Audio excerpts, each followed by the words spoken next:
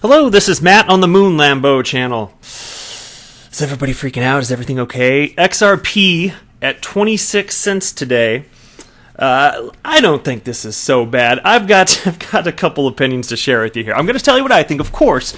I've got a piece, though, from Daily Hodl. No, I'm sorry, it's from Rainby Crypto. I take that back. Titled, XRP's price falls, face forward as bears continue relentless pressure. And wait till I show you how this particular chart analyst says that this is all going to end. Just wait till I share that with you. I've also got an opinion from a chart analyst within the XRP community named Aquaflow, and I am going to share with you his opinion. He says that perhaps the bottom of the market was August 14th. Maybe we've already seen the worst. We shall see.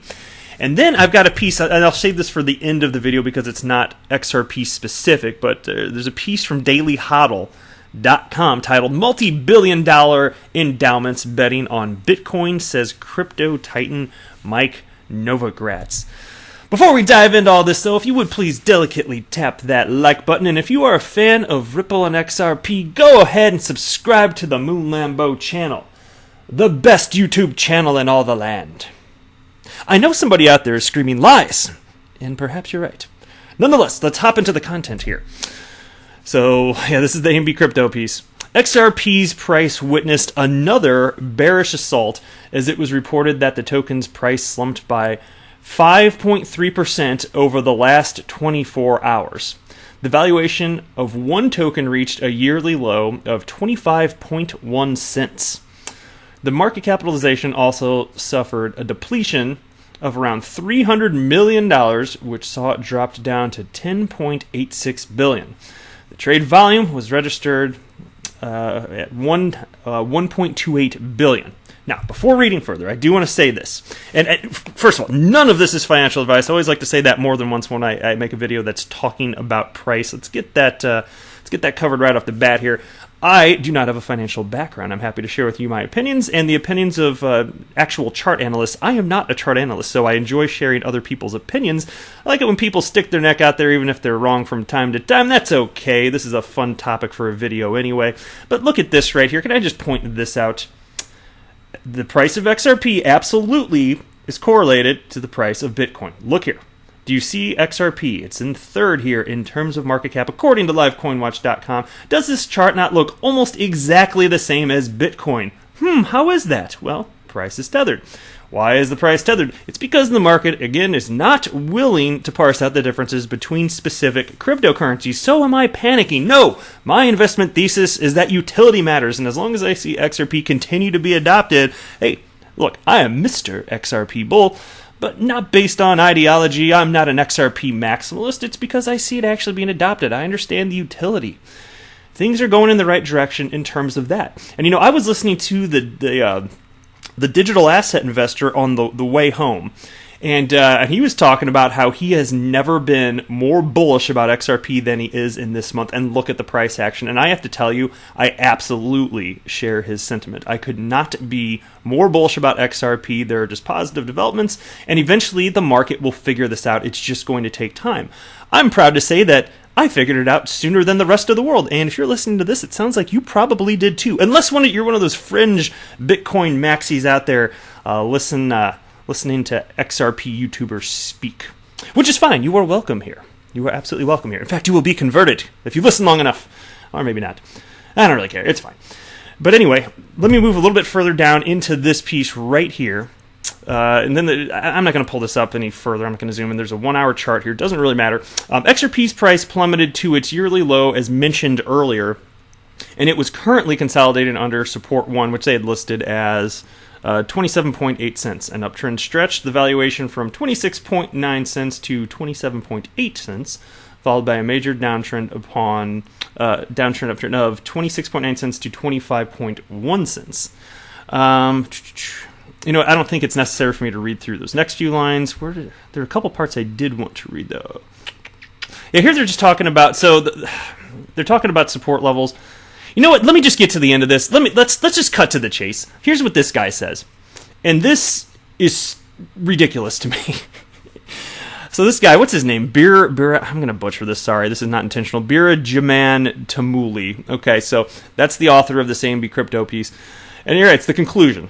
It's one sentence long. It states, the depletion of value to its yearly low are indicative signs that the bullish run might be over for good as the bears take charge of the market. Might be over for good. It's all over. You heard it here, folks. It's all over for XRP. Just pack up your bags, take your ball, go home.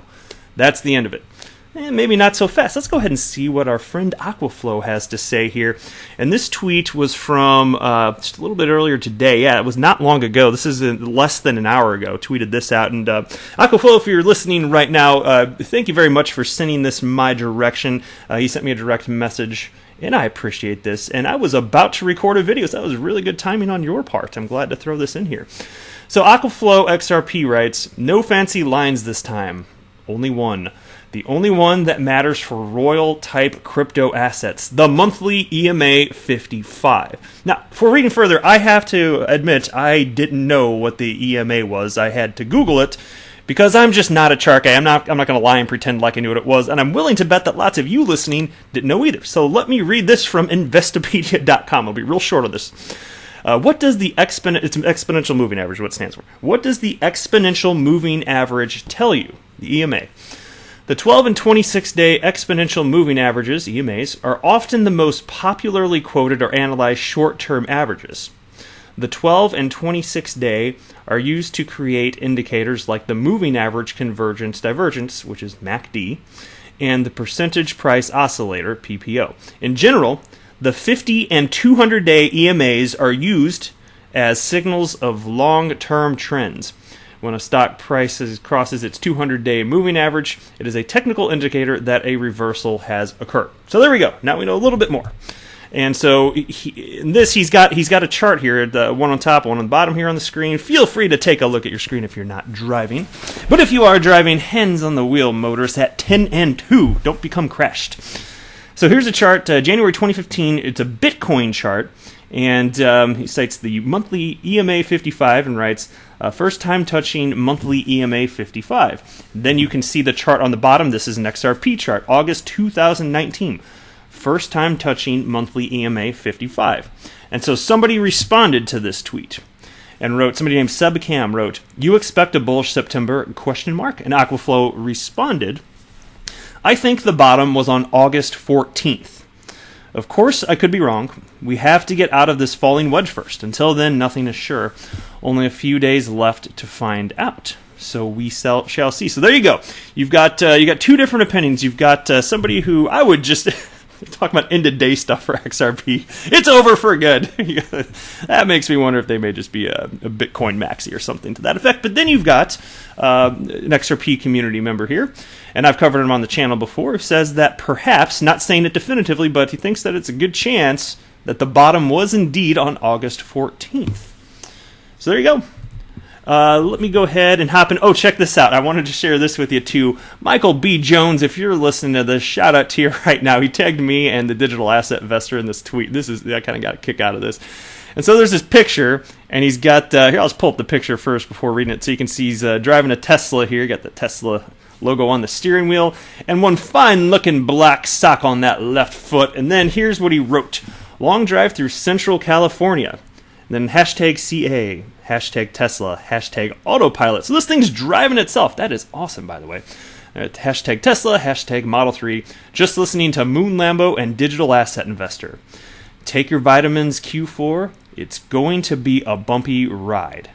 Cool stuff. So thank you very much for tagging me in that. I got a kick out of the picture too, and I appreciate you watching there. Shout out to you, Mike. All right, last piece for this video, dailyhodl.com, multi-billion-dollar endowments betting on Bitcoin, says crypto titan Mike Novogratz, billionaire Mike Novogratz. The CEO of crypto investment bank Galaxy Digital says institutions are starting to place their bets on Bitcoin. In a new interview with Bloomberg TV, Mike Novogratz says 3 of the biggest endowments in the United States have invested in crypto funds. And here's a quote. The institutions who are making longer-term decisions are making sure they've got proper custody, making sure their ducks are lined up. and they're slowly and steadily moving in. Most of the big endowments in the United States have already made their first bet in Bitcoin. That's the Yale Endowment, the Stanford Endowment, Pennsylvania. Usually, they're leaders. You're going to see pension funds next. Actually, by the way, let me finish reading the quote first.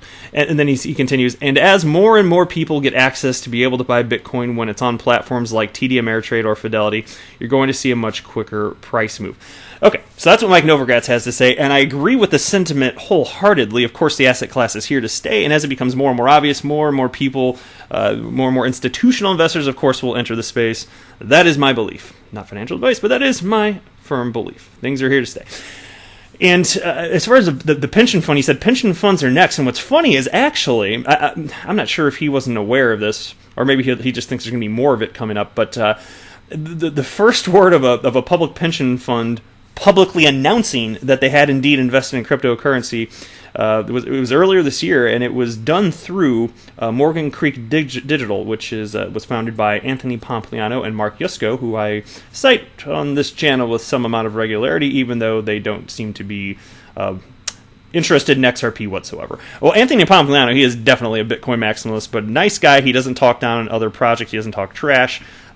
Easily likable, very knowledgeable. I just don't share his mindset as far as one coin to rule them all. I think it's kind of silly. So. But that's okay. It's okay to disagree. I like diversity of opinion. That is cool stuff. Anyway, Pete continues. Endowments have been quiet about their investments in Bitcoin and cryptocurrency. Harvard University, which has the biggest endowment in the U.S. at $36 billion, is the only investor on the record. It also has a stake in Blockstack's crypto token sale conducted earlier this year. Novogratz says he believes Bitcoin has outperformed the overall crypto market in 2019 because it has established a strong use case as a digital store of value, while many altcoins are still proving their worth. And here's another quote now. Where I think all the other cryptocurrencies and why they're not doing well is people are waiting to see, does an economy grow around them? Are they used? We buy on dips and we sell a little bit every time it rallies. But we have a big core exposure that we're holding on to. Put this in perspective. Ethereum is 4 years old. What did I think 2017... what I think 2017 did, that crazy bull market, is it gave people unrealistic expectations on how fast the blockchain revolution, the crypto revolution, is actually going to happen. Bitcoin itself found a niche case, and that's why it's outperforming, and why I think it will continue to outperform. It's kind of a finished product, but the rest of the crypto revolution is 5 or 6 years away from really impacting your everyday life. So that's what Novogratz has to say on the topic. Okay, and I'm still skeptical. I'm not going to say he's wrong about Bitcoin being a store of value. I'm going to say publicly, as I have in the past, that I am skeptical that it will have staying powers unless Bitcoin finds utility elsewhere. It doesn't make sense to me that investors would long-term have confidence in something that, because to me it just sounds like a bubble with no point, right? Kind of like a tulip mania. It's got to be used for something else. It just doesn't make a damn bit of sense to Moon Lambo here. But if you look at look at a cryptocurrency like XRP, let's assume that what we hope and think will happen with XRP, which is it truly becomes quote unquote the standard, especially as Ripple wants to see it used, XRP used as a bridge currency for cross-border payments. If that happens and it's truly got staying power, if you're an investor coming into the crypto space, will you have more confidence investing in XRP, which you know businesses need in order to conduct their business models, or will you feel more confident putting money in Bitcoin because reasons? You know, do you see what I'm saying here? If it's not actually doing anything, and so it makes sense to me that it'll keep going up at least in the short term. I think Bitcoin will. It could be the number one market cap for some time. I'm skeptical if that has to stay in the case forever. But that's purely, from my perspective, because not enough individuals are parsing out the differences between the coins. But it's going to happen. It's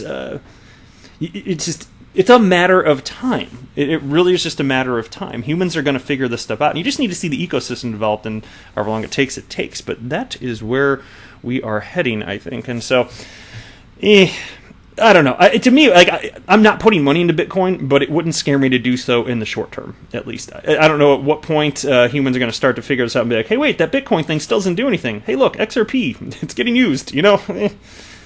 So there's that. And then the piece continues, as for where the price of Bitcoin is heading, Novogratz says he thinks Bitcoin is consolidating before another move to the upside. Here's another quote from him. Put it in perspective. Bitcoin started the year at $3,800, traded at $3,500, and now it's at $10,200. It's up 200% already. It's had a huge run. I think this is a bit of consolidation. It's traded well given that the rest of cryptocurrencies haven't done as well.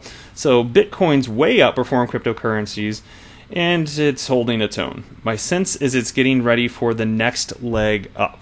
So that's his opinion.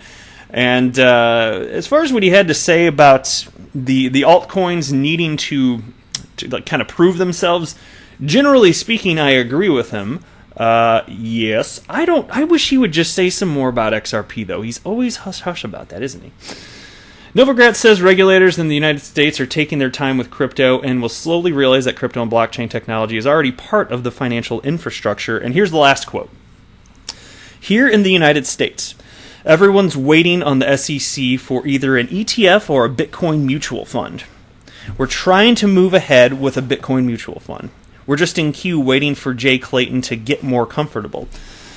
I think if Canada goes first, they're going to win a lot of business. I understand why the regulators are cautious, but the cow is out of the barn. Bitcoin's got a $200 billion market cap or a $180 billion market cap already. You've got giant institutions that are participating in it. So this is not like a backwater experiment anymore. This is part of the financial infrastructure. It's time for regulators to catch up. Okay, I appreciate that sentiment. You can tell me what you think below, but that's it for this video. Thank you so much for watching. I am not a financial advisor. Do not buy or sell anything because of anything that I say or write. That would be a very, very, very bad idea.